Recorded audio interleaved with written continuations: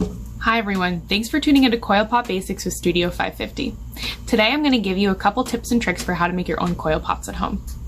I'm going to give you a list of tools that you'll need to make your coil pots. Then I'll show you how to roll some nice even coils. Then I'm going to give you some tips for constructing using two different methods.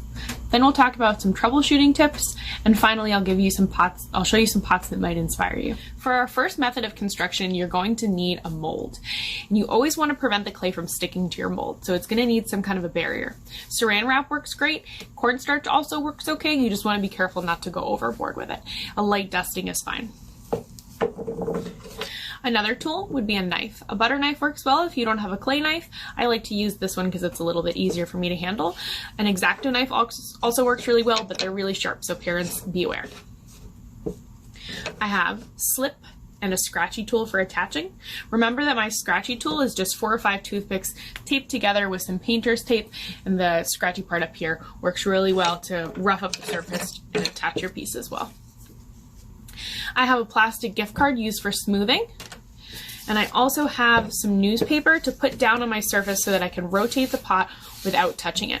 This is really important to prevent your pot from sticking to the surface, because when you make coil pots you need to turn them in order to keep it even. So obviously one of the most important parts of making a coil pot is rolling a nice even coil. So let's start with that.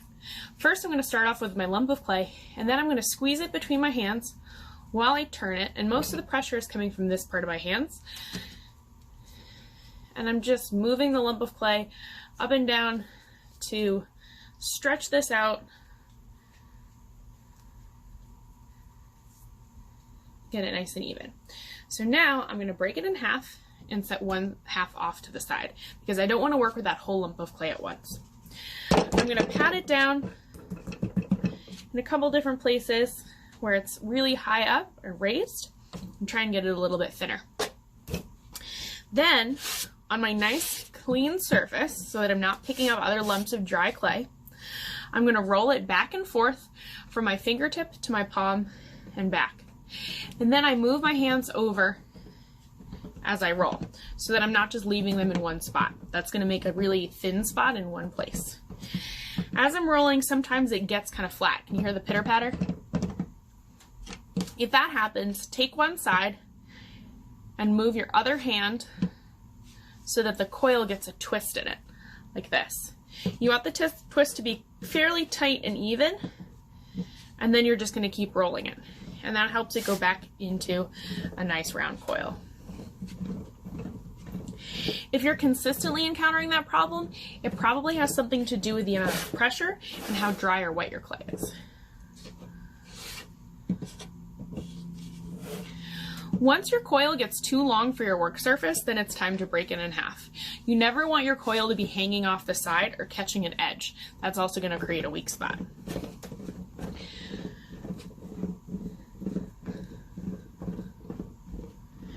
As your coil gets smaller, you can ease up on the amount of pressure that you put on the clay. At this point, my hands are kind of just moving along. I'm not really pushing down, just the weight of my hands is adding a little bit of downward pressure.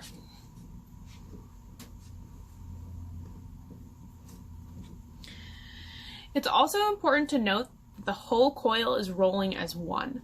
If you have one spot that's not moving with the rest of it, it's going to get really weak where that part starts to twist. So make sure that the whole coil is rolling as one. If it's not, you can always break it in half. There's no rule that says you have to work with a really long coil. The first construction method I want to show you today is using a mold to create a coil bowl. You're going to start off with a flat pancake of clay in the middle with the sides gently turned up so that you have a place to attach your first coil. We don't use bases like this to make coil bowls, because these seams are places that are likely to split as the bowl is shrinking, and you don't want to have drainage in the middle of your cereal bowl. So start with a nice solid piece of clay, line it up in the bottom of the bowl, and then you can start attaching by scratching the edge of your pancake where it's turned up. Once the outside rim of your pancake is scratched, and you have scratched sides on 2 sides of your coil, then you can start to put the coil into the bowl. So you're going to lay the coil down, scratch to scratch, and turn the bowl as you start to push the coil down. Once your coil edges meet, then you can pinch them off, blend the two ends together so that it's one complete ring around, and then you can start building on with another layer of coils. So I like to scratch two sides at once and then place it in instead of scratching the coils that are already in the bowl, but if you'd rather do that, you're welcome to.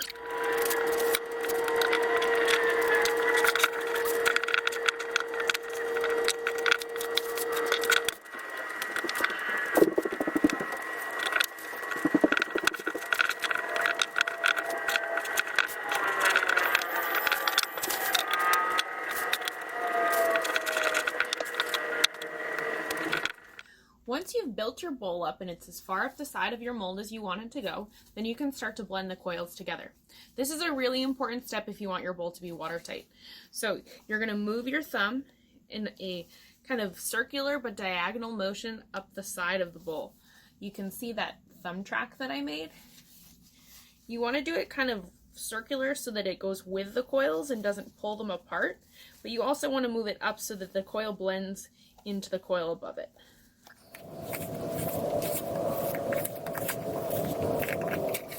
So that's the pattern on the inside of my bowl after one round of smoothing. I usually go for 3 or 4 rounds.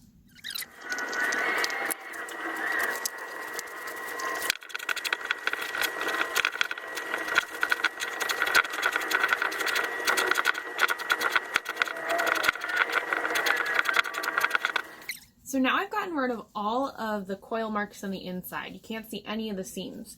You can leave your finger marks there if you want to, or you can use your plastic gift card to smooth them out. You can always cut these two to make it into a kind of a curve shape for the bowl.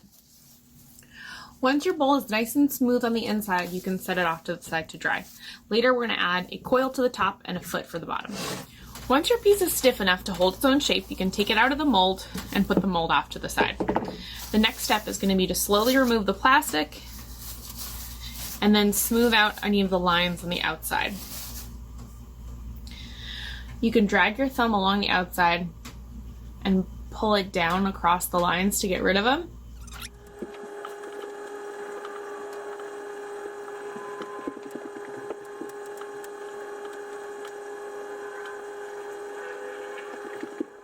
Now I'm done smoothing the outside of my pot. I liked the marks that my fingers were making, so I left them as part of the decoration. I also like that they show that I did the same repetitive motion over and over to get this outside smooth, and I moved my fingers in a diagonal direction so that I'd be blending the coils into the ones above them, but also moving with the wrap of the coil to help with compression. Now it's time to focus on the rim. As I was smoothing it out, I got some little micro cracks in the top here. So to get rid of those, I'm just going to take a damp sponge, run it along the edge to add some moisture, and then I'm going to turn my bowl, which is sitting on newspaper, and just gently push down from the top. I'm not super concerned with making it perfectly even because I'm going to put a coil on top of the rim, which will help hold the bowl together and will also add a nice finish to the top so that it has a nice clean ending.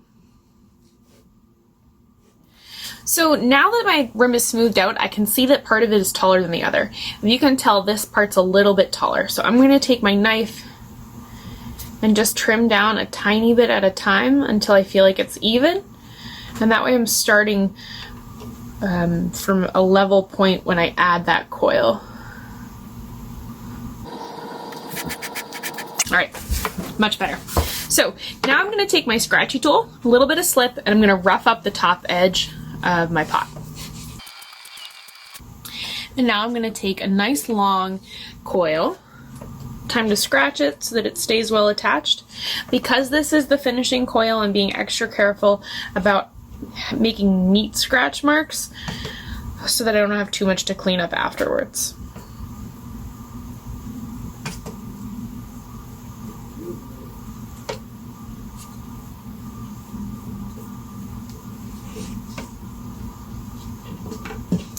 Okay, now they're ready to attach. So I'm going to anchor my coil onto my bowl, and then I'm going to spin the bowl and line the coil up as I spin it, while adding a little bit of downward pressure from the top. You want to make sure that the scratched up part is lining up. Coils have a tendency to get twisted as you're placing them on the bowl, and sometimes you can end up showing the whole scratch mark and adding smooth clay to the edge of your coil. Now I'm going to use my knife to cut this to get a nice clean cut. If you overlap the coils and you cut at an angle like this, you'll create a perfect bevel so that the coils fit together.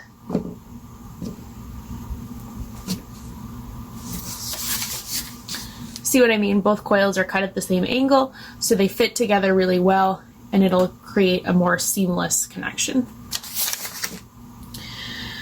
I'm going to add a little bit of water to help blend that in, and then I'm just going to spin and gently compress from the top to make sure that this finishing coil is nice and strong.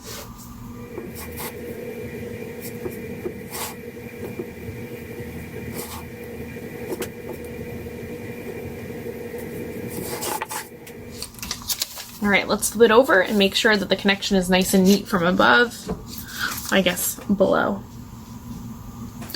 You can just use the side of your finger to clean up the seam a little bit and wipe away that extra slip.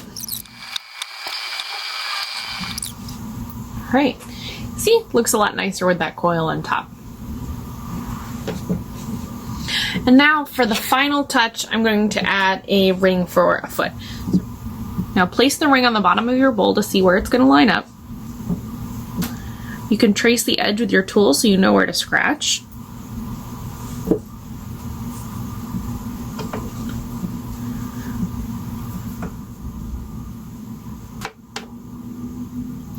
Once your ring is really well scratched up and has slip on it, add it to the bottom of your bowl. Give it some gentle pressure from the top, but not too much, because once you flip it back over, the weight of the bowl will add a little bit more, and we don't want to push too hard from above and cause cracks in the middle. Give it a little push once it's flipped over.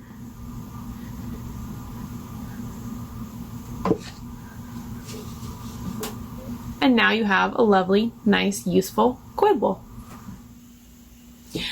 So our second method of coil building is pretty much the same as the first. Instead of smoothing away the coils on the outside though, we're going to leave them as a design. Because I want that design to show up nice and crisp, instead of scratching and slipping in between each coil, I've just made really thin coils and I painted slip in between as I was putting them together. So they're stuck together, but it's not necessarily sealed. This bottom coil is a little bit thicker than all of the other coils because we're going to take some really wet clay and smear it in here, and we want this coil to kind of hold it together and be part of the structural integrity of the bowl. So I'm going to put it down and I'm going to take my really soft clay here and smush it out into thin little pancakes, and I'm going to spray the inside of my bowl so that it's nice and wet and this clay sticks. And then I'm going to break it off into small pieces and kind of just patch the inside of the bowl. So I've added one little patch here. And now I'm kind of just smoothing it in without pushing too hard on the design, just to fill it in. So I'm going to go ahead and do that on the whole bowl. All right, so now the inside is all blended and it's ready to set aside to dry. It's important to note that this only works because I'm attaching wet clay to wet clay. If you try and attach wet clay to stiff clay, this will not work. So keep an eye on the drying and make sure that it's not too dry before you have a chance to blend the sides in. Once it's ready to dry, you want it to dry fairly slowly. If it dries really quickly, then there's a good chance the clay will separate. So you could set this aside for an entire day, maybe with a piece of plastic draped over it, and that would give you a better chance of having success. Now let's talk about some problems that you might run into while making coil pots in a mold. The first one that I have here is too thick for the size of the pot. So the coils were too thick when it was put together, and that made it really hard to keep neat on the side because the scratch marks kind of spill over into the seams, and it just looks really disproportionate. So the only thing that you would really need to do to fix that would be to pinch up the coils while it was still soft, and then you'd get a little bit of a bigger pot and it would be more proportionate. The next pot is too thin, so the opposite problem. These coils are really fragile and delicate to put on. You can build with coils this tiny if you want to, but you need to practice first. One of the hardest parts about putting this together is that there's not really enough room to scratch in between the coils. So you can just paint some really wet slip and that might do the trick, but sometimes it doesn't work. The other problem with it is that it's really messy on the outside because it's too delicate to smooth out and there's not enough definition in between the tiny coils. So those are some of the challenges of a tiny pot like that. This next one you'll notice is really white. That's because this pot is bone dry. I did not scratch in between any of the coils on here because I wanted to show you what would happen if it's not put together correctly. On the inside, you can see my finger marks go right along the lines of the coils, right in here. So when it's drying, it starts to pull away and the coils split. And you can see some cracks on the inside of the pot where it cracked as it was drying. And that's really only going to get worse in the firing. So if you notice cracks in the bone dry stage like this, they're only going to get bigger.